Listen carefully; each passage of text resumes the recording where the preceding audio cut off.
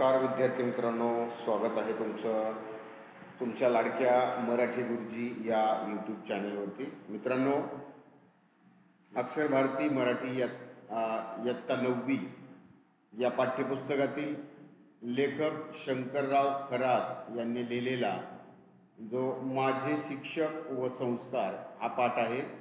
या पाठाचं स्पष्टीकरण आपण या व्हिडिओच्या माध्यमातून जाणून घेणार आहोत. मित्रांनो, प्रस्तुत पाठावरती आधारित आणि सर्वच पाठ आणि कवितांवरती आधारित स्वाध्यायातील प्रश्न आणि त्यांची उत्तरं, याचबरोबर additional important questions and answers, म्हणजे अतिरिक्त महत्त्वाची प्रश्न आणि त्यांचे उत्तरं, हा व्हिडिओ देखील आपल्या चॅनलवरती उपलब्ध आहे. त्या ठिकाणी तुम्ही चॅनलवरती जाऊन भेट द्या, है ना. व्हिडिओ कसे वाटले व्हिडिओ पहा. मित्रांनो, चॅनलला सबस्क्राईब केलं नसेल तर कृपया सबस्क्राईब करा. व्याकरणावरती आधारित प्रत्येक घटकावरती आधारित 50-50 MCQ प्रश्न आणि त्यांची उत्तरं स्पष्टीकरणासहित हे देखील व्हिडिओ आपल्याला चॅनलवरती पाहायला मिळते. तर कृपया चॅनलला भेट द्या आणि नक्की व्हिडिओचा आनंद घ्या. मित्रांनो, शंकरराव खरात यांनी लिहिलेला हा पाठ, या प्रस्तुत पाठाच्या माध्यमातून बघा, विद्यार्थी दशेत शिक्षकांकडून केल्या जाणाऱ्या संस्कारांचं महत्त्व प्रस्तुत पाठातून लेखकांनी व्यक्त केलेलं आहे. म्हणजे विद्यार्थी स्थितीमध्ये असताना, म्हणजे थोडक्यात या पाठाचा परिचय करून द्यायचा झाला तर आपल्या शालेय जीवनामध्ये शाळेत असणाऱ्या शिक्षकांकडून आपल्यावरती जे संस्कार केले जातात आणि त्या संस्कारांच्या माध्यमातून लेखकांचं व्यक्तिमत्व कसं घडत गेलं, याचं हृदयाला भिडणारं असं वर्णन प्रस्तुत पाठात लेखक शंकरराव यांनी केलेलं आहे. आणि या पाठाच्या माध्यमातून प्रत्येक शिक्षकाचं वैशिष्ट्य हे त्यांनी कथन केलेलं आहे. तर मित्रांनो, हा झाला पाठाचा थोडक्यात परिचय. आपण पाठाला सुरुवात करूया. बघा, मी माझी गावची शाळा सोडणार होतो व पुढील शिक्षणासाठी औंध, जिल्हा सातारा येथील हायस्कूलमध्ये जाण्याचा विचार करत होतो. बघा, लेखक म्हणजे त्या ठिकाणी त्यांचं प्राथमिक शिक्षण झाल्यानंतर आता पुढील शिक्षणासाठी त्यांना त्यांच्या गावची असणारी शाळा सोडावी लागणार होती आणि पुढील शिक्षणासाठी औंध हे जे गाव आहे सातारा जिल्ह्यामधलं, या ठिकाणी असणाऱ्या हायस्कूलमध्ये, म्हणजे ज्या ठिकाणी माध्यमिक शिक्षण दिलं जातं, या ठिकाणी जाण्याचा ते विचार करत होते. तसे माझे प्रयत्न चालू होते आणि त्यात यश मिळणार याची मला खात्री होती. खात्री म्हणजे विश्वास होता की माझे तसे प्रयत्न चालू होते आणि मला त्याच्यामध्ये यश मिळणार याची खात्री होती. म्हणूनच मी माझ्या शाळेतील एका शिक्षकाची भेट घेत होते, त्यांना जाऊन भेटत होते, है ना. त्यांचा सल्ला, त्यांचं मार्गदर्शन, बघा, सल्ला म्हणजे मत, है ना, आणि त्यांचं मार्गदर्शन हे मला मिळत होतं. श्री हनुमंतराव देशमुख हे गावचेच रहिवासी म्हणजे राहणारे. त्यांनी मला इंग्रजी तर्खडकरांचं भाषांतर शिकवलं. ते स्काउट मास्तरही होते. बघा, स्काउट, है ना, म्हणजेच शारीरिक शिक्षण देण्याचा एक उपक्रम असतो, त्याला स्काउट म्हणतात. आणि स्काउट मास्तर म्हणजे ते स्काउटचं शिक्षण देणारे मास्तर म्हणजे गुरुजी, त्यांना स्काउट मास्तर म्हणतात. त्यांनी शाळेचं स्काउट पथक त्या ठिकाणी पक्क्या पायावरती उभं केलं होतं. पक्क्या म्हणजे मजबूत, है ना, पाया म्हणजे बेस, आणि पथक म्हणजे काय तर एक संघ किंवा एक गट त्यांनी स्काउटचा तयार केला होता. श्री कात्रे मास्तरांनी बघा मला 4थीच्या वर्गात गणित शिकवलं. कात्रे मास्तर यांनी त्यांना 4थीच्या वर्गामध्ये गणित शिकवलं आणि अंकगणितासारखा विषय, है ना, त्यांनी मला अंकगणितासारखा अवघड म्हणजे कठीण विषय त्यांनी मला सोपा करून शिकवला. सोपा म्हणजे, है ना, इझी करून शिकवला. आमचे कात्रे मास्तर अंगाने सडपातळ म्हणजे काय, एक बारीक शरीर असलेले, लहान शरीर असलेले, त्यांना सडपातळ म्हणायचं.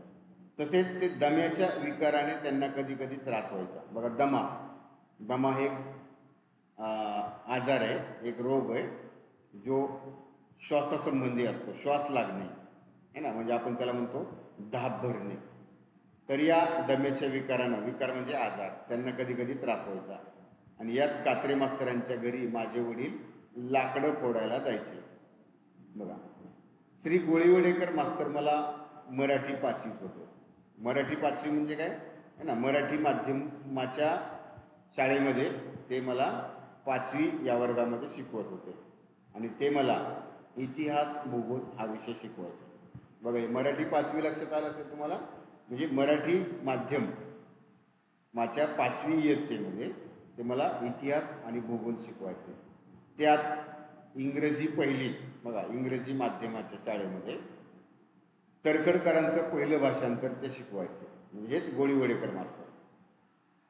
मग गोळीवडेकर हे खरे शेती तज्ज्ञ. बघा, तज्ज्ञ म्हणजे निष्णात, पटाईत, ज्ञानी, कुशल हे शिक्षक होते. कशाचे तज्ज्ञ होते ते? शेतीचे तज्ज्ञ होते. शाळेच्या बागा करण्यातच त्यांचं अर्ध लक्ष असेल.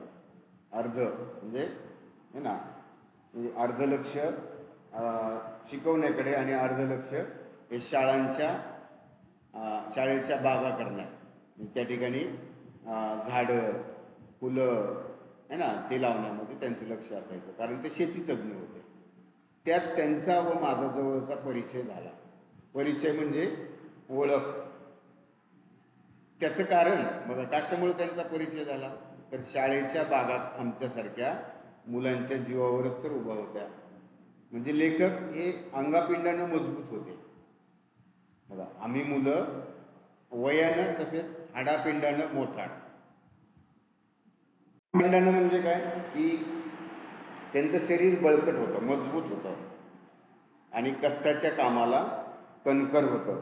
म्हणजेच मजबूत होतं, कणकर, कठीण होतं. शाळेच्या गावच्या ओढ्याकाठची बाग ही खरं तर आम्हा मुलांच्या जीवावर चांगली फुललेली होती, म्हणजे बहरलेली होती, उभी असेल. का तर ही अंगापिंडानं मजबूत असणारी मुलं ही कामाला निब्बार होती, कणखर होती. त्यामुळं गावच्या ओढ्याच्या काठी किनाऱ्यावर बाग जी होती ती फुलली होती. याच बागेतल्या विहिरीचं पाणी 2-2 तास रहाटाने ओढून, बघा रहाट म्हणजे तुम्ही बघा जुन्या गावांमध्ये, अजून खेडेगावांमध्ये रहाट म्हणजे त्या ठिकाणी विहीर असेल किंवा आड असेल, त्या आडामधलं पाणी शेंदण्यासाठी, पाणीवरती म्हणजे त्यावेळी मोटर वगैरे काही नव्हती, मग त्या ठिकाणी एक असं चक्र असतं, त्याच्यावरून रस्ती फिरवायची, म्हणजे दोरी लावायची आणि वरी पाणी त्याच्याने खेचायचं. तर हे म्हणजे हे काम करणं म्हणजे जे बळकट आहेत, मजबूत आहेत अशी मुलंच करू शकत होते. बागेतल्या फुलं झाडांना, फळं झाडांना आम्ही ते पाणी देत असू. तेव्हा ती फुलझाडं आणि फळझाडं ही तरारून उभी राहत असे. बघा, तरारून म्हणजे काय, तर एकदम ताजी तवानी व्हायची पाणी भेटल्यामुळं. त्यामुळं श्री गोळीवडेकर मास्तर आमच्यावर प्रेम करायचे. का तर त्यांना शेतीची आवड होती आणि ते शेतीतज्ञ होते. त्यामुळं गोळीवडेकर मास्तर है ना, या मुलांनी शेतीच्या कामासाठी त्यांना मदत केली. त्यामुळं गोळीवडेकर मास्तर हे सुद्धा या मुलांवरती प्रेम करायचे. बागेतील जमीन कुदळ, टिकाव याने खांदायचे. कुदळ आणि टिकाव म्हणजे हे जमीन खांदण्यासाठी है ना, टिकाव ज्याच्या दोन्ही बाजूला खांदण्याचं ते साधन असतं आणि कुदळीला एकाच बाजूला असतं. कुदळ छोटी असते, टिकाव थोडं मोठं असतं. त्यांनी खांदायची, त्याचे वाफे बनवायचे. वाफे म्हणजे त्या झाडांना पाणी देण्यासाठी है ना. दोन्ही बाजूनं अशी माती लावायची आणि एक पाट तयार करायचा, बंद घालायचे म्हणजे त्याला बांध म्हणतात. अशी सगळी कष्टाची कामं आम्ही मुलं करत असू. पुढं बघा, हेडमास्तर श्री नाईक मास्तर यांचा शाळेला दरारा होता. दरारा म्हणजे काय, दरारा म्हणजे वचक किंवा जरब होती, कारण ते शिस्तीचे कडे भोगते होते. बघा, शिस्त है ना, म्हणजे काय करणे, नियमांचं पालन करणे है ना. आणि ते कडे भोगते होते. भोगते म्हणजे काय, कडवे. त्यांना शिस्त आवडायची.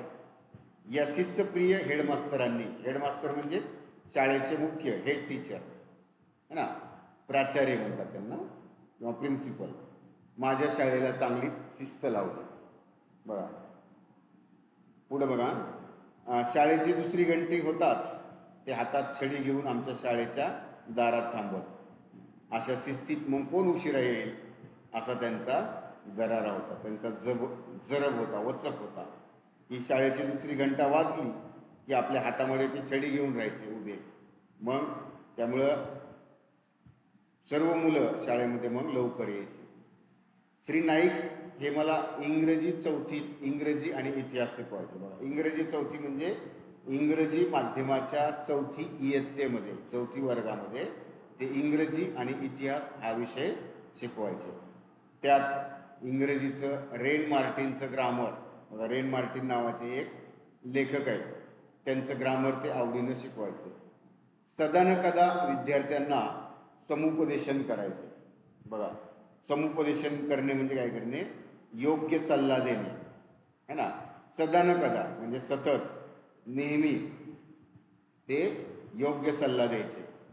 श्री रायगावकर मास्तरांसारखे ते कधीही इतर सार्वजनिक कार्यात पडत नसत. म्हणजे ज्या प्रकारे रायगावकर मास्तर हे सार्वजनिक कार्यामध्ये असायचे, तसे हे नाईक मास्तर मला कधीही सार्वजनिक कार्यात पडताना दिसले नाही. आपण बरं आणि आपली शाळा बरी, हेच त्यांचं कार्य. त्यामुळे त्यांनी शाळेला शिस्त आणली आणि परीक्षेच्या निकालाच्या दृष्टीनं त्यांनी शाळेची चांगली प्रगती केली. बघा, असे हे नाईक मास्तर. पुढं बघा, औंधला शिकायला जाणार म्हणून मी श्री नाईक मास्तरांना भेटलो. आता पुढील शिक्षणासाठी आपण पुढच्या शाळेत जाणार आहोत, त्यामुळे आता ही पहिली शाळा सोडणार आहेत आणि दुसऱ्या शाळेत जायचं आहे, म्हणून ते आपल्या नाईक मास्तरांना भेटायला गेले आणि त्यांनी मला योग्य असं मार्गदर्शन केलं. बघा, योग्य सल्ला दिला की शाळेत असतानाही त्यांचं माझ्यावर लक्ष होतं. शिस्तीच्या दृष्टीनं कसं वागावं, जीवनात आपली प्रगती कशी करून घ्यावी, या बाबतीत त्यांनी केलेला हितोपदेश मी कधीच विसरू शकत नाही. बघा, हितोपदेश म्हणजेच कल्याणकारी शिकवण मी कधीच विसरू शकत नाही. श्री रायगावकर, देशपांडे या शिक्षकांनी तर मला संस्कारदृष्ट्या फारच उपकृत करून ठेवलं होतं. बघा, संस्कार, संस्कार म्हणजे काय, चांगल्या विचारांची शिकवण. तर या रायगावकर, देशपांडे या शिक्षकांनी मला संस्कारदृष्ट्या उपकृत करून ठेवलं. बघा, उपकृत म्हणजे काय, तर उपकृत करणे म्हणजे उपकार करणे, की त्यांचे माझ्यावर अनेक उपकार आहेत, की संस्कार त्यांनी मला अशा प्रकारे दिले है ना. त्यांच्या मला उपकारात त्यांनी ठेवलं. ते कशा प्रकारे, ते एक दोन प्रसंग या ठिकाणी मी तुम्हाला सांगतो, स्पष्ट करतो. ते बघा, कुठले दोन प्रसंग आहेत पुढे बघूया आपण. बघा, कुस्तीसारख्या खेळात जातपात मानली जात असते. म्हणजे कुस्ती या खेळामध्ये है ना जातपात मानायचे, म्हणजेच है ना की काही विशिष्ट जातीच्या लोकांना त्या ठिकाणी खेळामध्ये भाग घेऊ न देणे, म्हणजे अशा प्रकारचा भेदभाव त्यावेळेस केला जात असायचा. मग आमच्या गावातही आम्हा मुलांसाठी वेगळी तालीम होती.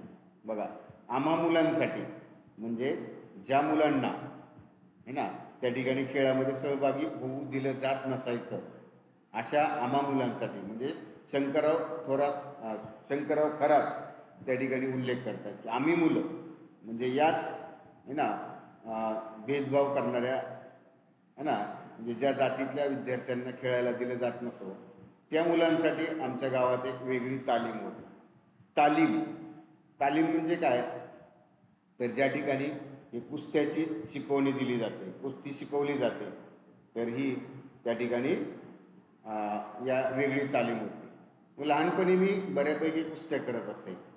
हंगामात कुस्त्या करून मी कधी खोबरं, तर कधी नारळ, तर कधी एखाद्या रुपयापर्यंत इनामे मिळवली आहेत. इनाम म्हणजे बक्षीस मिळवलं आहे.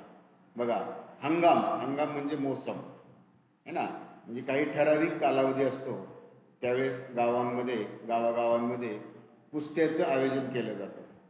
तर मग त्यावेळेस बघा कुस्त्यांमध्ये जिंकणाराला कधी खोबरं द्यायचे, खोबरं म्हणजे वाळलेला नारळ, आणि कधी नारळ द्यायचे है ना, तर कधी 1,000 रुपया इनाम त्या ठिकाणी द्यायचे. आणि मी पटकासुद्धा मिळवलेला आहे. बघा पटका, पटका म्हणजेच पटका बघा, जसं आपण डोक्याला गुंडाळणारं एक जे कपडा असतो त्याला पटका म्हणतात, जसं टोपी घालतात तसं पटका म्हणजे फेटा, असं सुद्धा इनाम मिळाल्याचं मला आठवतं. मग असाच मी बाहेरगावी कुस्त्याचा फड पाहायला गेलो होतो. फड म्हणजे ज्या ठिकाणी कुस्त्या आयोजित केल्या जातात खुल्या ठिकाणी, मोकळ्या जागेमध्ये है ना, ते कुस्त्याचं जे मैदान आहे त्याला फड म्हणतात. मग कुस्त्याचा फड पाहायला गेलो होतो. तिथं एका थोराड मुलाला, थोराड म्हणजे एका मोठ्या मुलाला, अंगापिंडानं मजबूत है ना, मोठा मुलगा वयाच्या दृष्टीने, त्या मुलाला याला जोड याला जोड म्हणून त्या ठिकाणी फडात फिरवत होते.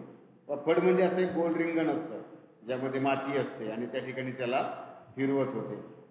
2 राऊंड मारूनही त्याला कोणी जोड उभा राहिला नाही. तेव्हा आमच्यातलाच एक म्हणाला, शंकर्या उठतोस का, धरतोस का कुस्ती त्या गड्याबरोबर. त्या मुलाला, वयानं मोठा असणारा मुलगा है ना, याला जोड म्हणून पंच त्या ठिकाणी मैदानात फिरवत होते आणि त्याला 2 राऊंड मारून झाले. कोणी त्याच्याबरोबर कुस्ती खेळायला तयार होईना. म्हणून या ठिकाणी लेखक म्हणतात की आमच्यातलाच एक म्हणाला, त्यांचा जोडीदार, की शंकर्या म्हणजे शंकरराव खरात नाव आहे लेखकांचं, शंकर्या उठतोस का, धरतोस का कुस्ती त्या गड्याबरोबर. मी हा म्हणत मैदानात गेलो आणि त्याच्याबरोबर लढण्याची तयारी दर्शवली म्हणजे दाखवली. पण मला कोणीतरी ओळखलं आणि हटकलं की हा खालच्या जातीतला आहे, तू आमच्याबरोबर कुस्ती कसा खेळणार, किंवा तू फडामध्ये कसं काय आलास, असं म्हणून त्यांना हटकलं. बघा, मग मी हिरमुसला होऊन माघारी गेलो. हिरमुसने म्हणजे काय होणे, निराश होणे, नाराज होणे. ही लेखक खालच्या जातीतले होते है ना, अस्पृश्य जातीमधले होते, त्यामुळं त्यांना काय केलं, माघारी घ्यावं लागलं. आणि हा प्रसंग माझ्या मनाला लागला है ना, म्हणजे लेखक नाराज झाले, त्यांना त्या ठिकाणी वाईट वाटलं. मग हे ओळखून रायगावकर सरांनी माझी समजूत घातली. बघा, जे आपला एक विद्यार्थी कसा नाराज झालाय त्याची समजूत कशा प्रकारे काढली. ते काय म्हणाले बघा, अरे समाज अजून निद्रिस्त आहे, निद्रिस्त म्हणजे झोपलेला आहे बघा, आणि खेळात मैदानात जात न पाहता कौशल्य म्हणजे स्किल पाहावे, त्याची कसब पाहावी, त्याची कुशलता पाहावी, हे अजून त्याला नीट समजलेलं नाही, त्याला म्हणजे समाजाला. पण एक दिवस असा येईल की हे सगळं नष्ट होईल आणि तुम्हाला ही खेळात स्पर्धेत मानानं बोलावलं जाईल. मानानं म्हणजे सन्मानाने बोलावलं जाईल है ना. अशा प्रकारे त्यांनी एक आपल्या विद्यार्थ्याची समजूत काढली. हा पहिला प्रसंग. आता बघा दुसरा प्रसंग. शिमग्याच्या धुळवडीला आमच्या वस्तीतील प्रौढ वर्गात तमाशाचा पड उभा राहिला. बघा, शिमगा हा एक काय आहे, हा एक सण आहे ना, होळी है ना, काही ठिकाणी शिमगा बोलतात. तर या शिमग्याच्या धुळवडीला दुसऱ्या दिवशीचा बघा धुळवट है ना, तर या धुळवडीला आमच्या वस्तीमध्ये, वस्ती म्हणजे ती वसाहत, प्रौढ वर्गात ज्या ठिकाणी प्रौढ साक्षरतेचे वर्ग चालायचे एका खोलीमध्ये, त्या ठिकाणी तमाशाचा पड उभा राहिला बघा. आणि त्या दिवशी प्रौढ साक्षरतेचा वर्ग बंद होता. पण रायगावकर मास्तरांना याची कल्पना नसल्याने ते नेहमीप्रमाणे वर्गाला भेट द्यायला आले बघा. ज्या ठिकाणी असे प्रौढ साक्षरतेचे वर्ग चालायचे है ना, प्रौढांना साक्षर करण्यासाठी, प्रौढ म्हणजे वयस्कर माणसांना, म्हणजे ज्यांना लिहिता वाचता येत नाही, अशा पुरुष असतील किंवा महिला असतील, यांच्यासाठी संध्याकाळी रात्रीच्याला शाळा चालायची. आणि त्या शाळेचं नियोजन करणं हे त्या गावातल्या जे शाळेतील शिक्षक असायचे त्यांच्याकडे हे नियोजन दिलेलं असायचं. मग रायगावकर सरांना या गोष्टीची माहिती नव्हती की आज धुळवड आहे आणि प्रौढ साक्षरतेच्या वर्गाला सुट्टी आहे. मग ते त्या ठिकाणी नेहमीप्रमाणे वर्गाला भेट द्यायला आले. प्रौढ वर्गाच्या कंदिलाच्या प्रकाशात तमाशा चालला होता. बघा, ज्या ठिकाणी शिक्षण दिलं जातं, ज्या ठिकाणी प्रौढ साक्षरतेचे वर्ग चालतात, अशा कंदिलाच्या प्रकाशामध्ये बघा, अशा कंदिलाच्या प्रकाशामध्ये त्या ठिकाणी तमाशा चालला होता आणि हे रायगावकर सरांनी पाहिलं आणि चटकन माघारी फिरले. त्यांना पाहताच मी त्यांना आडवा गेलो. म्हणजे त्यांनी बघितलं की ज्या वर्गामध्ये शिक्षणाचे धडे दिले जातात, ज्या वर्गामध्ये ज्या ठिकाणी ज्ञान दिलं जातं, तिथं तमाशाची प्रॅक्टिस सुरू होती. हे त्यांनी बघितलं आणि ते माघारी फिरले. मग हे लेखकांनी पाहिलं आणि रस्त्यानं त्यांना आडवे गेले, त्यांच्याकडे गेले. माझी मान खाली झाली होती. ते पाहून मास्तर म्हणाले, अरे आज धुलीवंदन, हे चालायचंच. आणि मास्तर तसेच वाटेला गेले. म्हणजे बघा, मग मास्तर मला दुसऱ्या दिवशी बोलले, शंकर तू ध्यानात ठेव, म्हणजे लक्षात ठेव की जिथं प्रौढ साक्षरतेचा वर्ग चालतो तिथं तुम्ही अभ्यास करता आणि त्या विद्येच्या मंदिरात तमाशा उभा कसा. बघा, म्हणजे दुसऱ्या दिवशी लेखक आहे ना, लेखकाला ज्यावेळेस गुरुजी भेटले त्यावेळेस लेखकाला गुरुजींनी समजावलं, सांगितलं की ज्या ठिकाणी, ज्या पवित्र ठिकाणी आपण प्रौढ साक्षरतेचा वर्ग चालवतो, ज्या ठिकाणी आपण अभ्यास करतो, त्या विद्येच्या मंदिरामध्ये तमाशा उभा कसा, असा प्रश्न त्या ठिकाणी त्यांनी त्याला केला. आणि मग सरांनी मला केलेला हा उपदेश, बघा, उपदेश म्हणजे मार्गदर्शन, हे मी कधीच विसरू शकत नव्हतो. तर अशा प्रकारे मित्रांनो, माझे शिक्षक व संस्कार हा लेखक शंकरराव खरात यांनी लिहिलेला, म्हणजे शालेय जीवनामध्ये शाळेतील शिक्षकांनी आपल्यावर कशा प्रकारे संस्कार केले आणि त्यातून लेखकाचं व्यक्तिमत्व हे कसं बनत गेलं, लेखक कसे घडले, याची माहिती प्रस्तुत आपण या पाठाच्या माध्यमातून पाहिली. या ठिकाणी मित्रांनो आपण थांबतोय. व्हिडिओ कसा वाटला नक्की कमेंट करून कळवा. चॅनेलला सबस्क्राईब केलं नसेल तर कृपया सबस्क्राईब करा आणि पाठावरती आधारित अतिरिक्त महत्त्वाचे प्रश्न आणि त्यांची उत्तरं हा देखील व्हिडिओ चॅनेलवरती उपलब्ध आहे. चॅनेलला भेट द्या आणि त्याचा आनंद घ्या. धन्यवाद.